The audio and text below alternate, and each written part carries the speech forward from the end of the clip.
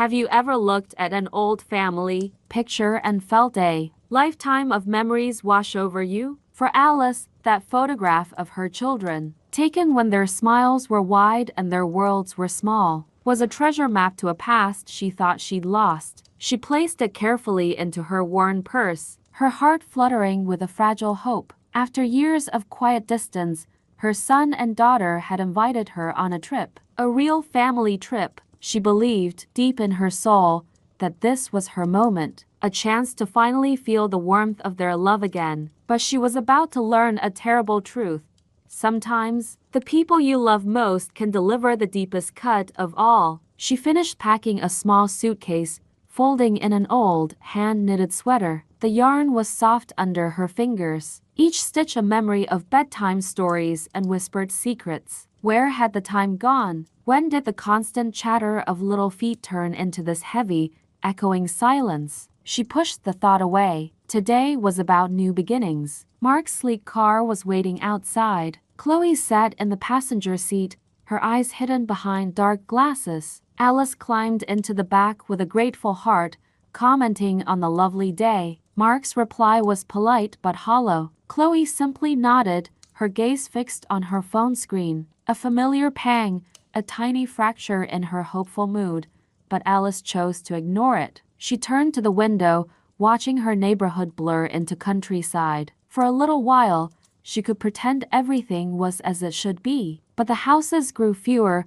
the trees denser and unfamiliar. The cheerful blue sky seemed to darken overhead. "Where are we going, dear?" Alice asked, a thread of unease weaving into her voice. "It's a shortcut," Mark stated, his tone leaving no room for further questions. The road became a rough gravel path, leading them into a landscape of neglect. The air, once fresh, now carried a sour, decaying smell. The car rolled to a stop. Alice's eyes widened, taking in the sight of scattered refuse and distant, teetering piles of waste. This was no scenic overlook. "Why have we stopped?" Her voice was barely a whisper. Chloe stepped out of the car, not even glancing back. Mark turned, and the look on his face a cold, hardened mask stole the breath from Alice's lungs. "Get out of the car, Mom." "Mark, I don't understand." He didn't wait. He opened her door, his grip firm and impersonal on her arm, and pulled her from the vehicle.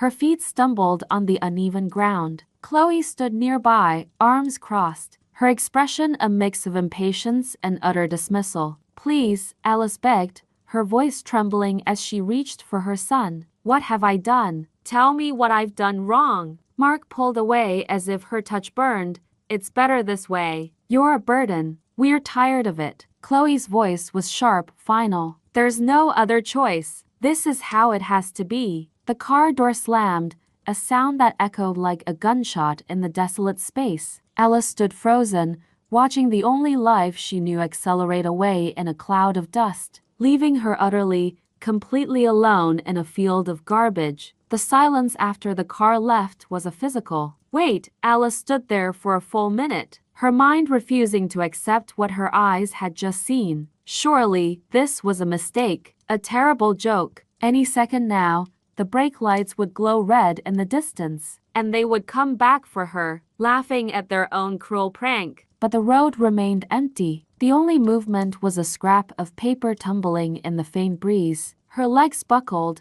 and she fell to her knees on the hard, filthy ground. The impact was nothing compared to the shattering inside her chest. How could they, her babies, the children she had rocked to sleep, fed, taught, loved with every fiber of her being, what had she done to deserve being thrown away like yesterday's news? The reality of her surroundings began to seep in, colder than the gathering evening air. The stench of rot filled her nostrils. She saw shapes moving in the debris rats, their eyes glinting. A swarm of FLIs hovered over something unidentifiable. This was her home now. This filthy, discarded place. A sob ripped from her throat, raw and helpless. The sun was sinking, painting the sky in beautiful, mocking shades of orange and purple. She had no coat, no food, no hope. She wrapped her arms around herself, trembling. The memories came then, unbidden and brutal.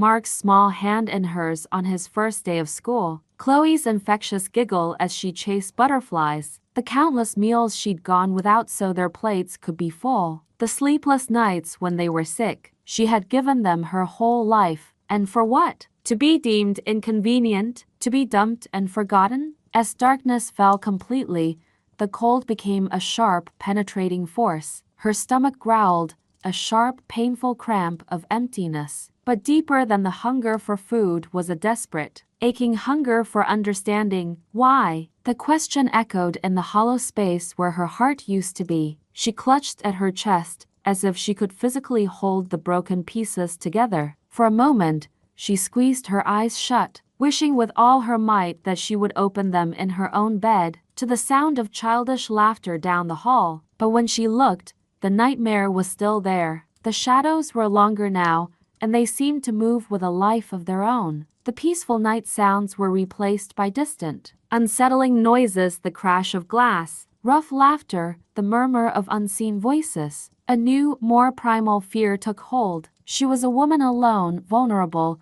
in a place where kindness did not visit. She had to hide, with effort that felt monumental. She crawled towards a cluster of large, rusted containers. Using torn cardboard and plastic sheeting, she fashioned a pathetic little nest. Pulling the debris over herself like a ghastly blanket, she curled into a ball, trying to make herself small and visible. Every rustle, every distant sound made her jump. The deepest cold is not in the air, but in a loved one's goodbye. Tears, silent and hot, traced paths through the grime on her cheeks. She thought of her comfortable armchair, the smell of her own clean sheets. How had it come to this? She prayed simply for the dawn, and for the strength to survive until it came. The night was an eternity of fear and cold.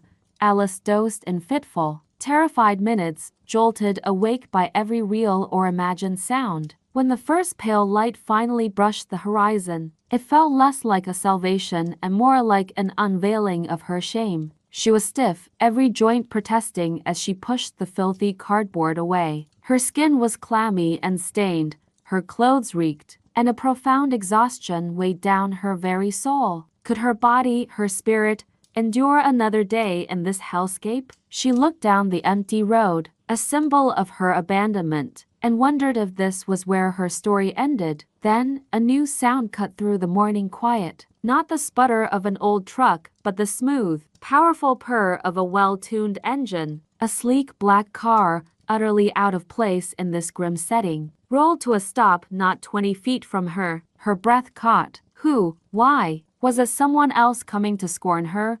Or had fate finally decided to look her way? The driver's door opened. A man of quiet authority stepped out. His eyes scanned the area and settled on her. But his gaze, it was different. It wasn't the quick, dismissive glance she'd grown accustomed to. It wasn't pity. It was a look of seeing. He looked at her and saw a person. Her heart hammered against her ribs, a confusing drum of fear and desperate hope. He walked toward her, his steps measured. He didn't flinch at the smell or the sight of her. He simply stopped a respectful distance away. "I can't leave you here," he said, his voice low and steady. "No one deserves to be in a place like this." Those words, "no one deserves this," unlocked something inside her. A choked sob escaped her lips. Her knees trembled. He extended a hand, not to pull, but to invite. "Come, let me help you." Shame washed over her anew. She looked at her grimy hands,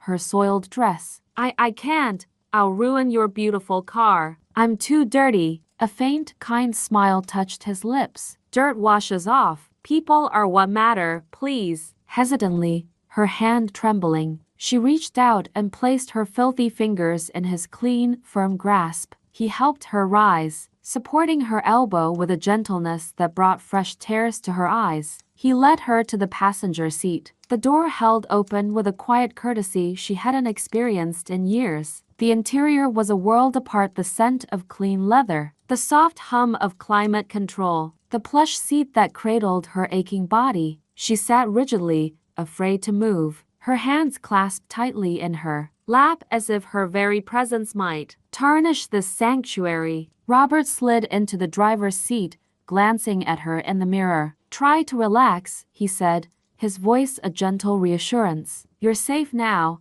The words felt foreign, a promise she dared not trust. The car began to move, and with each turn of the wheels, the dreaded landscape of the dump grew smaller in the window, then vanished. She watched it go, half expecting to wake up. The drive was quiet, but it was a peaceful quiet. He didn't press her with questions, didn't demand an explanation. He simply let the world outside the window, the normal, everyday world of people walking dogs, children playing, shops opening, be the proof that her nightmare was receding. Alice watched it all with a sort of bewildered detachment. How could life just go on? How many others were suffering in hidden corners, invisible to the bustling crowd? A soft sob escaped her, and Robert, without taking his eyes off the road, said calmly, "It's going to be all right." Just a little further, the car finally slowed, turning onto a tree-lined drive that led to an impressive, beautifully kept home. Alice's heart fluttered again,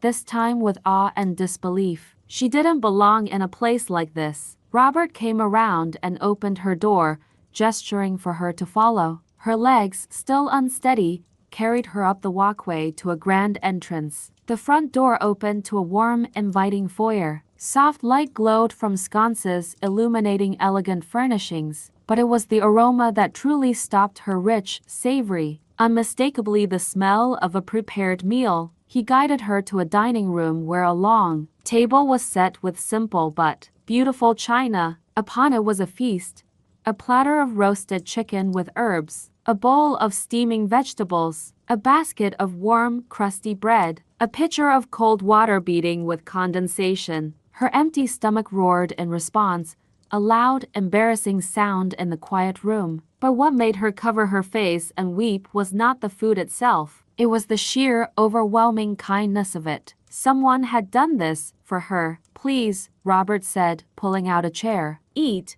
You have nothing to be ashamed of." It took her several minutes to compose herself enough to sit. Then, slowly, she began to eat. The first taste of the warm bread was almost shocking in its normalcy. She ate with care, savoring each bite as the forgotten sensation of a proper meal returned to her. Robert sat across from her, sipping water, his presence steady and patient. When she finally felt she could speak, she looked up, her eyes swimming. "Thank you," she whispered, the words feeling utterly inadequate. "I want to help you," he replied, "if you'll let me." And so, with a heavy heart and a voice that kept breaking, she told him. She spoke of her children, of the years of single-minded devotion, of the slow drift into indifference, and of the final, brutal betrayal in the dumping ground. She relived every painful moment as she spoke. Robert listened, his gaze never leaving her, filled with a deep empathy that asked for nothing in return. When she finished, spent and raw, he leaned forward slightly. "No one with a heart like yours should have endured that," he said firmly. "I can't change what happened, but I can offer you a safe harbor, a new beginning, if you want it." For the first time since the car drove away, a tiny, fragile seed of something other than despair took root in her soul. It was hope. Later, Robert showed her to a gracious guest room and a private bathroom. "Take all the time you need," he said softly before leaving her. The hot water was a revelation. It cascaded over her skin, washing away layers of grime and a tangible weight of despair. She closed her eyes, letting the steam envelop her, feeling the terrible knots of cold and fear in her muscles begin, for the first time in days, to loosen. She scrubbed slowly, methodically, watching the dirty water swirl down the drain. It felt symbolic. Could she wash away the memory of those days too? When she finally stepped out,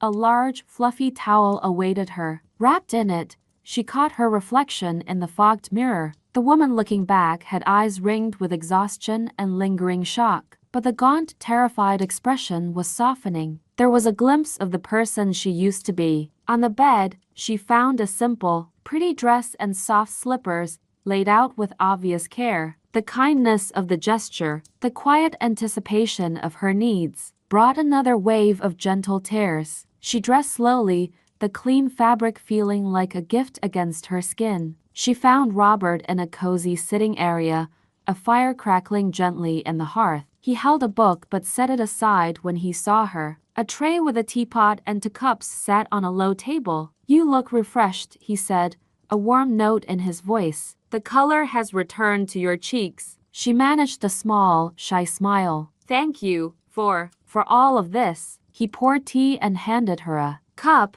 "You should get used to being cared for," he said. "It seems to me you've spent a lifetime giving care. It's your turn to receive." They sat in comfortable silence for a while, the fire popping, the tea warming her hands from the outside in. The calm was almost dizzying. In the days that followed, a new rhythm established itself. Alice woke in a clean, warm bed. She ate nourishing meals at a proper table. The haunting chill of the dump was replaced by consistent warmth, and the gnawing hunger by a comfortable fullness. Yet, inside, the wound of her children's abandonment remained, a deep ache that throbbed in quiet moments. Robert noticed. He saw the distant look in her eyes when she thought he wasn't watching. One afternoon, as they sat in the garden, he spoke gently. "You have every right to feel that pain, but you mustn't let it become the only thing you are." She sighed, looking at her hands. "I don't know how to let it go. The memories are like ghosts, always there." "Perhaps it's not about letting them go," he mused, "but about learning to live alongside them, to not let them steal your present or your future." His words settled over her, a new and comforting perspective. For the first time, she considered that a future might still be possible for her. "A scar is proof you survived the wound." Evenings by the fireplace became their ritual. He listened, truly listened, as she shared fragments of her past life, not just the pain, but the joys, the small triumphs, the love that had once filled her home. He spoke, too, of a life of luxury that had often felt lonely, of relationships built on convenience rather than connection. A mutual respect, a deep admiration for the resilience in each other began to grow. It was slow, quiet, and built on a foundation of shared understanding rather than fleeting passion. Alice found herself looking forward to their conversations, to the gentle sound of his voice, to the way his presence filled the spacious house with a comforting sense of companionship. Weeks turned into months. The companionship between Alice and Robert deepened into a firm and abiding friendship, and then, without either quite noticing the precise moment, into something more. It was in the way he'd place a blanket over her shoulders when the evening grew cool, his hand lingering for a second. It was in the way she'd prepare his favorite tea without being asked. It was in the comfortable silences that were full, not empty. One night, during a gentle rain, Robert remarked, "I've never met anyone with your strength of spirit." "It's a rare and beautiful thing," Alice felt her heart stir in a way she thought was lost to her forever. One afternoon, he suggested a drive to the coast. They walked along a windswept beach, the roar of the ocean a powerful symphony beside them. The salt air tangled their hair, and the vast horizon seemed to stretch into infinite possibility. Robert stopped walking and turned to her, taking both her hands in his. His eyes, usually so composed, held a vulnerability she hadn't seen before. "Alice," he began, his voice steady but full of emotion. "My life was full of things, but it was empty of meaning until you came into it. You've shown me what real strength, real kindness, looks like. I don't want to imagine my days without you in them."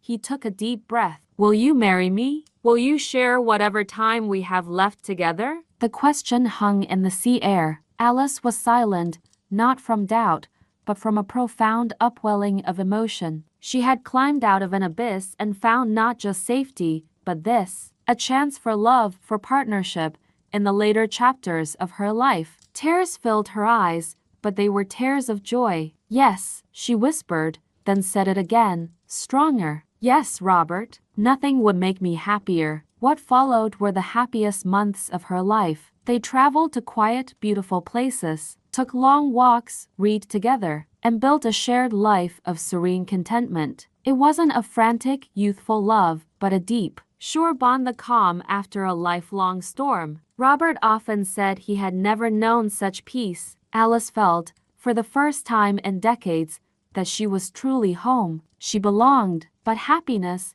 they both knew, is a fragile gift. It started with a tiredness Robert couldn't shake. Then came a loss of appetite, a shortness of breath he dismissed. Alice, attuned to him now, insisted he see a doctor. The diagnosis, when it came, was a quiet, devastating blow, a terminal illness with little time left. The peaceful world they had built trembled on its foundations. Yet, Robert looked at her, his love undimmed. "Don't let this make us sad," he urged. "Let's be grateful for every moment we have. Let's cherish them." Alice became his caretaker, his anchor. She tended to him with the same selfless devotion she had once given her children. But this time, it was reciprocated with boundless gratitude and love. They spent their days in the garden, holding hands, talking of everything and nothing, storing up memories against the coming dark. He grew weaker, but his spirit never faltered. One evening, as the sun set, he gathered his strength and told her of his final wish. He had arranged for his entire fortune to pass to her. The money never meant anything, he said, his voice faint but clear. "It was just a tool. I want you to use it to do good, help others who have been forgotten, as you were. Let this be our legacy." Through her tears, Alice could only nod, promising to honor his wish. With a final smile, his hand in hers, Robert closed his eyes. The great love that had saved her life had now left it, leaving behind an impossible void and a sacred mission. The days following Robert's passing moved in a slow, gray haze. The mansion, once filled with the soft sounds of shared life, now echoed with a profound silence. Alice moved through the rooms like a ghost, each familiar object a book he was reading, a sweater he'd left on a chair a fresh reminder of her loss. The paperwork was a blur of signatures and formalities, handled by kind-faced lawyers who spoke in hushed tones. She felt untethered, adrift in a vast ocean of grief. But in the deepest part of that sorrow, she held on to one solid thing,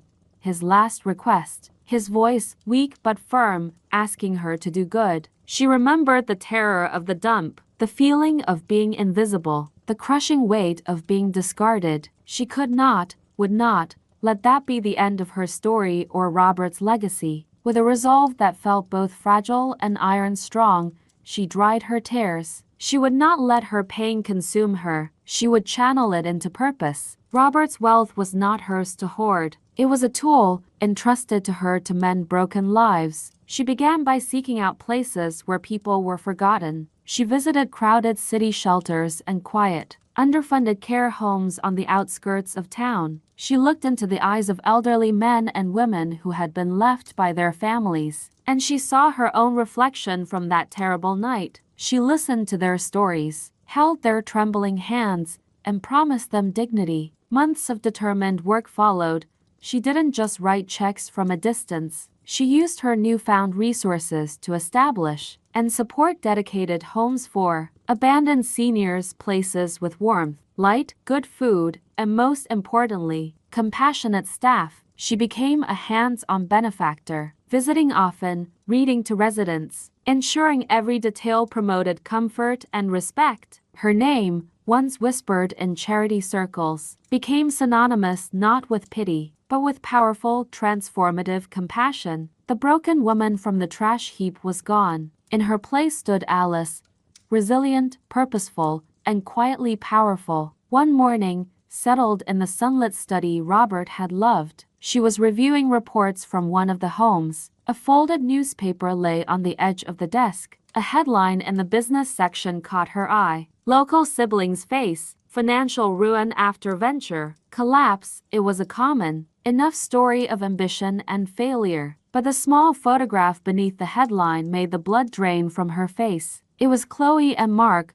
Their expressions in the photo were strained, their expensive clothes looking oddly deflated. The article detailed a series of failed investments, mounting debts, and a scandal that had left them bankrupt and socially ostracized. Alice sat perfectly still, the paper trembling in her hands. A storm of emotions, none of them victorious, swirled inside her. She felt no joy, no smug satisfaction. Instead, she felt a heavy, cold weight of recognition. Fate, with a cruel and precise irony, had mirrored her own abandonment back onto them. They were now in free fall, desperate, with nowhere to turn. She spent a long night in the study, the newspaper before her, reading and rereading the article. She searched their photographed faces for any sign of remorse, any hint of the children she once knew. She wondered if, in their desperation, they ever thought of her. Did they remember what they had done? Did they feel even a fraction of the fear she had felt? As dawn tinted the sky, clarity arrived, calm and absolute. She was not the same woman they had discarded. Her power now was not for vengeance, but for teaching a lesson far greater than revenge. She picked up the phone, her voice steady. "I need you to arrange a meeting," she told her assistant, "a private dinner, and send an invitation to these two people." She was going to face her past, not to haunt them, but to offer them the one thing they had denied her, a chance at redemption. But they would have to earn it. The private dining room at the Claremont Hotel was a vision of understated luxury. Fresh orchids graced the center of the table. Soft candlelight danced over polished silver and fine china. Alice sat at the head of the table, waiting. She wore a simple but impeccably cut dress of dove-gray silk, her silver hair styled softly. She appeared every bit the composed, affluent woman she had become. Inside, her heart beat a slow, steady rhythm of resolve. Tonight, the past would walk through that door. Across town, in a small, dim apartment, Chloe and Mark stared at the heavy, cream-colored envelope in disbelief. The invitation was for a dinner at the Claremont, a place that belonged to their old life. No return address, just their names in elegant script. "Who would invite us now?" Chloe muttered, her voice tight with suspicion and shame. "To rub our noses in it?" "I don't know," Mark said, turning the card over. "But we have nothing left to lose by finding out." Curiosity and a faint, desperate hope that this might be a lifeline overcame their pride. That evening, they dressed in the best of their now shabby formal wear and took a taxi to the hotel, feeling like imposters in their former world. The elevator ride to the top-floor restaurant was silent, tense. When the doors opened, a hostess greeted them with polite indifference and led them to a closed door. Mark pushed it open. The scene inside the elegant table, the soft light was familiar. Then his eyes went to the figure seated at the far end. He stopped dead, his breath catching in his throat. Chloe, behind him, let out a sharp, stifled gasp. It was their mother, but not the frail, fading woman they had abandoned. This Alice sat with a straight back,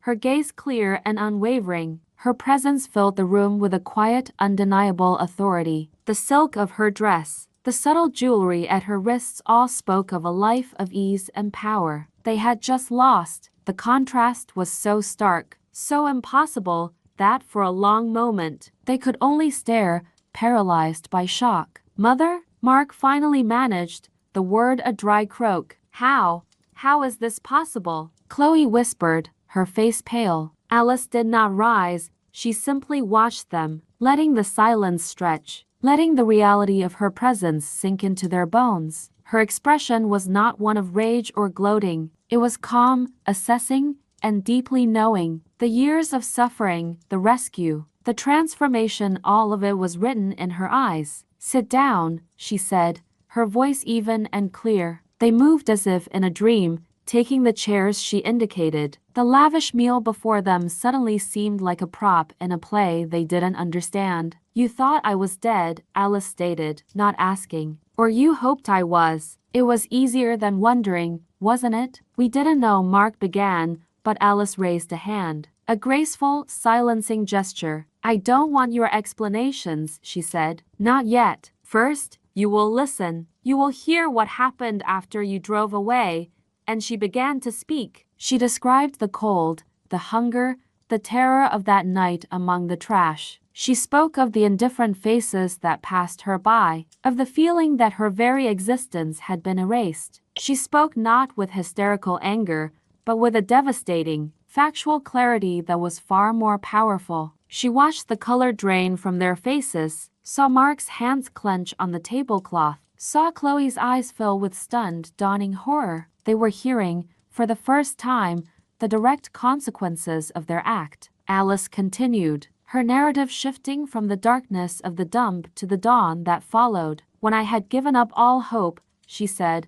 A stranger stopped. A man named Robert. He saw me, not as trash, but as a person. He offered me kindness without condition, safety without price. She told them of the mansion, the warm food, the bath, the respect. She spoke of the friendship that blossomed into a deep, late-life love and of the peaceful happiness they had shared. Then, she told them of Robert's illness, his passing, and the fortune he had left her. The wealth you once might have coveted, she said, her gaze steady on them, is now mine, and I have used it to build shelters for people exactly like the woman you left to die. The finality of her words hung in the air. Their mother was not a pathetic memory. She was a powerful, philanthropic force. The woman they had considered a burden now held the kind of social and financial capital they could only dream of. The guilt on their faces was now mingled with a stunned, terrible awe. "Why are we here?" Mark finally asked,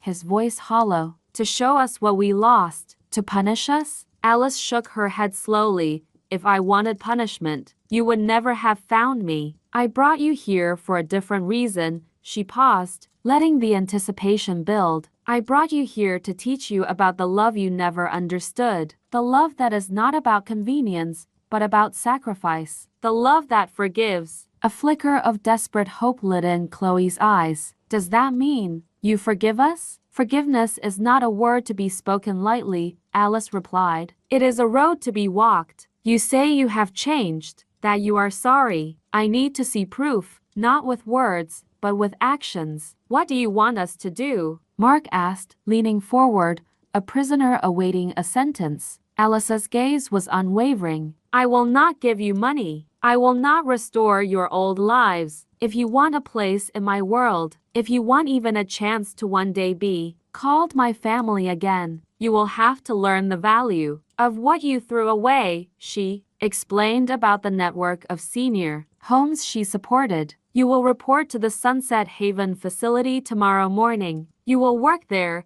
starting at the very bottom. You will clean. You will serve meals. You will listen to the residents. You will care for people who have been discarded by their own families, just as you discarded me. There will be no special treatment. Your past names and failures mean nothing there. True change is measured in service, not in speech." Chloe's hand flew to her mouth. Mark looked as if he'd been struck. The humiliation was immediate and visceral. They were to become servants in the very world of need they had so callously ignored. "This is your chance," Alice said, her voice softening just a fraction. "Not for my money, but for your own souls. To earn back your humanity by facing the pain you caused. To learn humility through service." She rose from the table, her movement graceful and final. "The choice is yours. Be at Sunset Haven at 8 a.m. If you are not there, I will know your apologies were empty, and you will never hear from me again."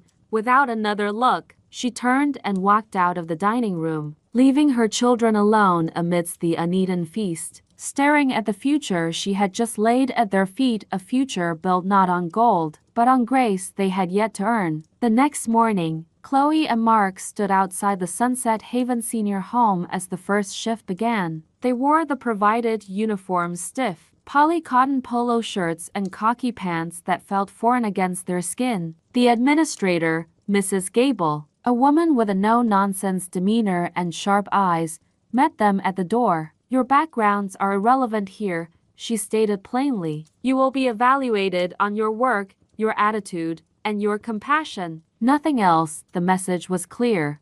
They were nobodies. The first days were a grinding lesson in humility. Chloe, assigned to the kitchen, had never peeled a potato or scrubbed an industrial-sized pot. Her hands grew raw, and the constant heat and steam were a world away from her old, air-conditioned offices. Mark was put on cleaning duty, mopping long hallways that smelled of antiseptic, scrubbing bathrooms, hauling heavy bags of laundry. The physical exhaustion was profound, but worse was the emotional toll. They worked in resentful silence at first, hearts burning with a sense of unjust humiliation. But the world of Sunset Haven began to work on them in subtle ways. Chloe, serving meals in the dining hall, started to notice the residents. She saw Margaret, who saved a cookie from lunch, every day for a grandson who never visited. She met Ben, a former teacher who now spoke to an empty chair where he imagined his wife sitting. She wasn't just serving food, she was serving people trailing clouds of lonely history. One day, an elderly woman named Edith took Chloe's hand after receiving her tray. Her grip was surprisingly strong,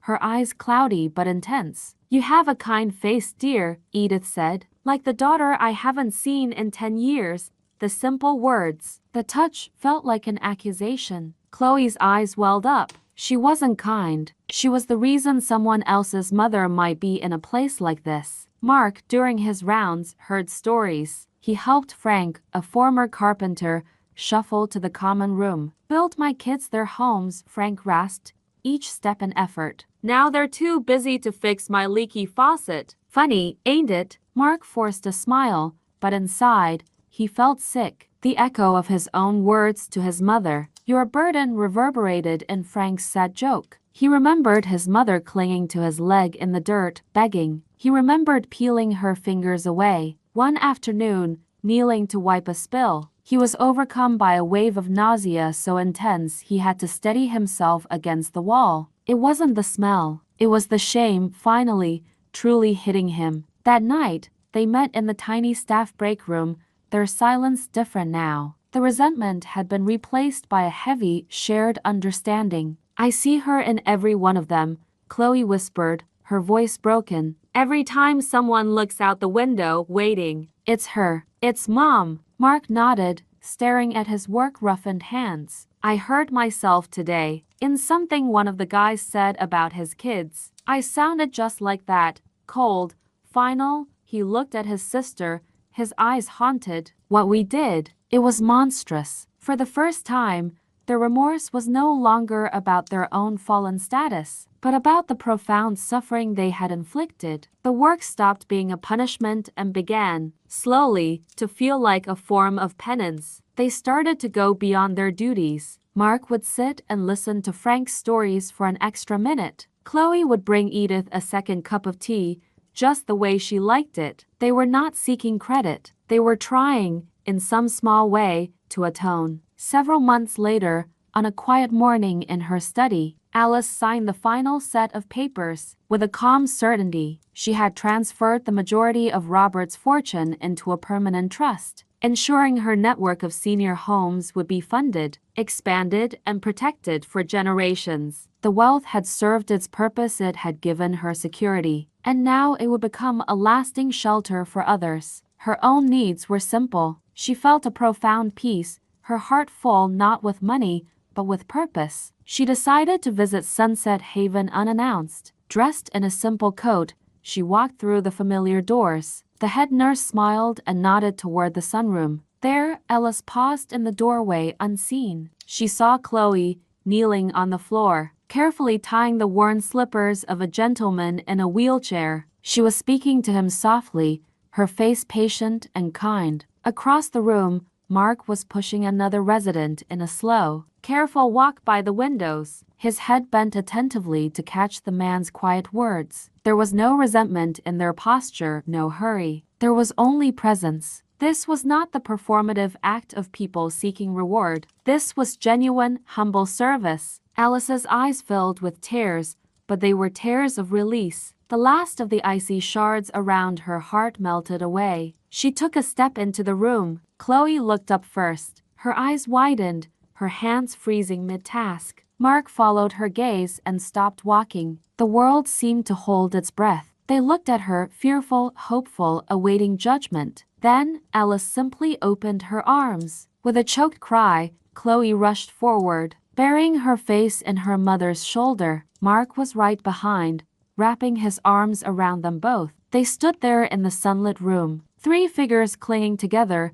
shaking with silent tears. No words of apology were spoken, none were needed. The embrace said everything: forgiveness offered, repentance accepted, a bridge rebuilt over an abyss of pain. "My children," Alice whispered finally, stroking their hair. "You've come home." That evening, for the first time in decades, Alice's dining table was set for three. The meal was simple, the conversation quiet, punctuated by soft laughter and shared, tentative memories. The ghost of the past was acknowledged but not feared. They spoke of the future of their work at the home, of Alice's projects, of being a family again, differently and more deeply than before. Love's final lesson is not in keeping score, but in letting go. As night fell and her children left with promises to return soon, Alice blew out the candles. She felt a serene exhaustion. She looked at Robert's portrait on the mantel and smiled. "We did it," she thought. "Your gift didn't just save me, it saved them too." She climbed the stairs, her soul lighter than it had been in a lifetime. She had lost everything material, but in the end, she had gained everything that mattered: a healed heart, a purpose-driven life, and a family redeemed. Her story was no longer about betrayal, but about the unbreakable, forgiving power of a mother's love. So, what do you think? Could you find the strength, as Alice did, to turn profound pain into purpose and forgive the unforgivable? Could love truly rebuild what was so cruelly broken? Share your thoughts in the comments below. Your stories and wisdom are what make this community so special. If this tale touched your heart, please press the like button. It helps us share these important messages. And subscribe to Grandma's Last Letter for more stories about life, legacy, and the lessons that only time can teach.